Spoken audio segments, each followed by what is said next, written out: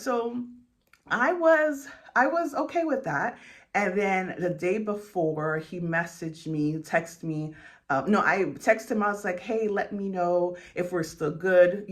Keep me posted if anything changes." Because in my mind, I only had 1 week left, and I mean, I was just here just to be here, right? So I had no real mental intention of like, oh, I'm going out on a date and we're gonna do like it was. I knew nothing of him, right?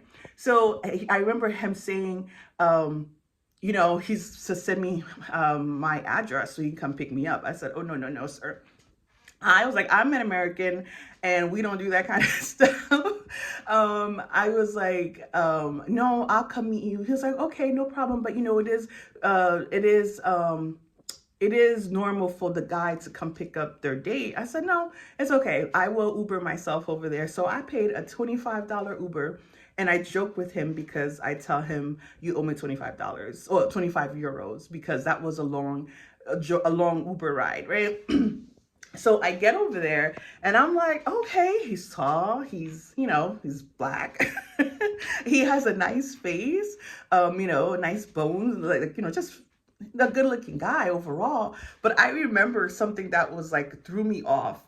It was like a satchel, which I guess at that time I didn't know that men in Europe just actually wears that. Like I was like, what is that, a man purse? But I wasn't aware of man purses in general.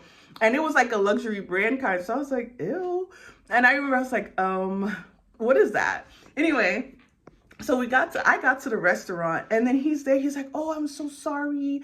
I'm so sorry. I didn't know it was going to be closed. And I'm like, okay. So then we had to go to another restaurant and I'm like, oh boy, I guess I can't go pay for another Uber. I can't pay for another Uber ride. So I guess I'm going to have to get into his car. The good thing, my sister has my location, so she would have been able to track me in case anything happened, right? So so we go to another restaurant, and of course, France, if you don't have a reservation, they're not gonna let you in. So again, we went to a third restaurant, and we finally found one that was open, and it was really nice overall. And I'll share a link with, I think, in one of my other YouTube videos of the restaurant we went and what I ate at that time. So I remember when he initially had messaged me, he was saying, like, I was copying and pasting, of course, Google Translate. Google Translate. So he thought I actually knew French. I said, oh, no, no, no, it's Google Translate. He said, okay, no worries. My English was good enough, but he said he couldn't romance me. He couldn't romance me in English as well as he can in French. So, bear with him. So that was like, okay, no problem. Cause yeah, my French was just terrible. So it was nice. Our dinner was really, really nice. We chatted and I shared with him about, why I was here in France and being sick and just everything, the major part or aspects of my life. And I remember he dropped me off to my hotel at that time, or my apartment hotel. And yeah, that's how it ended. Now, the next day, I told him I was going to the Louvre, so and I was going to work at the Louvre. So he send me a text message saying, oh, let me see, your face. Let me see you at the Louvre or something like that. And so I took a picture and I showed him. He was like, oh, you look so nice, da da da da da. And then he sends me a message and I screenshot it, like I saved it. And it was like, the Starbucks can be very noisy for you to work. I can set you up with an office space for the day so you can work better. And then I was like, huh? First of all, I didn't ask.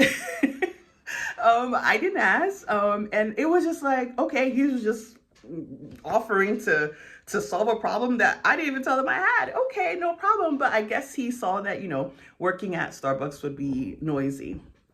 So I said, okay, no, thank you, but I appreciate it. And, at that time I was like, well, that's just very, caring and nice of him. And that's all I thought about, nothing else. Now, a few days later, we didn't really communicate. Like, he didn't call me or anything like that. And I was just like, okay, whatever. But in my mind, it was like, hey, I went on a date. I met somebody cool. Didn't really think too much of it, right?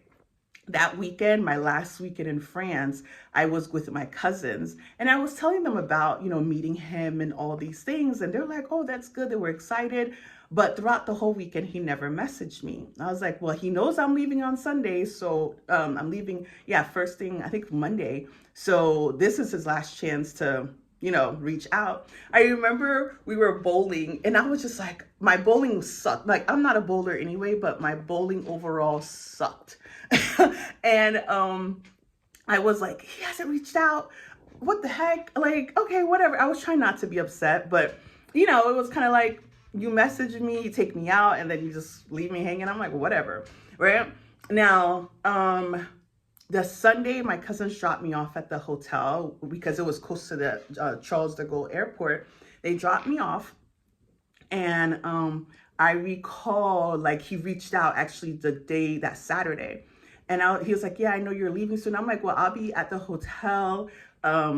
So if you want to stop by just to, like, for us to meet, our last time, that'll be fine. So, but really, guys, it was just like, hey, meet me at the lobby. Not like, hey, come to my hotel. I know that almost sounds like, no, it was just more so I'm leaving. So yeah, this is your last time, for us to see each other. So anyway, I know the internet world is going to take this and run, but no, I know what it was. So he comes, I remember checking into the hotel. I went to the spa area. So that's why he knows I love spas. I was in the spa. And then when I came back, he was already here. And I was like, oh, give me a few minutes to get cleaned up. And then I'll be back down at the lobby. So he was waiting for me at the lobby. And when I came down, we were chatting, we were laughing. He showed me how to play foosball and I beat him, of course, right? And we sat down, we were just chatting it up. It was nice and comfortable. He has a little accent with a little bit of African and French together. So it was quite interesting. And certain things he knew, like he knew English pretty well, but there are some things I had to clarify just so he fully understands what I was saying.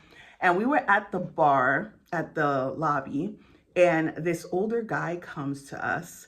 We were just like talking to each other and the older guy comes to us and he says to us, oh, are you guys together? And then something along those lines. He was like, oh, I was sitting and watching you guys. Are you guys together? And he was like, oh yeah, this is my wife. I said, no, I'm not. I was like, this is our second date. No, I'm not. And then and then the guy was like, oh, because you guys look so happy. And he was telling us how he just appreciates seeing young people, having a good time that are that are together. And I was just like, oh, okay, well, no, this is our second date. And then that was him declaring that I was his wife. I was like, So then the next time, after, we kind of chatted at the bar, he was getting ready to leave. He said to me, I walked him outside and hugged him goodbye. And he was like, oh, don't, not block me. What's the word? Don't ghost me. I was like, what? I never even thought about ghosting somebody, but I was just like, okay. And I was like, now that you put it in my mind, I guess it's an option, but I'm like, no, I'm not going to do that. And that's pretty much how we met, guys. And that conversation, when I got back in America, we chatted regularly. And in my mind, it was more like, hey, I met someone, it was great, and that was it. I'll see you next time when I come to France. I'll hit you up when I return, we can chat, but no real like, oh my gosh, this is going to be my person. Not even close to what I was thinking. But I'm going to share part 2 because inside that whole story I just shared, I had so many things aligned overall that really was like, okay, this kind of fell in time of the time. Like, like everything happened in a way that it led up to here. That's why I'm like, this is not just a coincidence. The way that things happened and where I was in life, that he just happened to show up at that time. So I will share in part 2. Thanks for listening.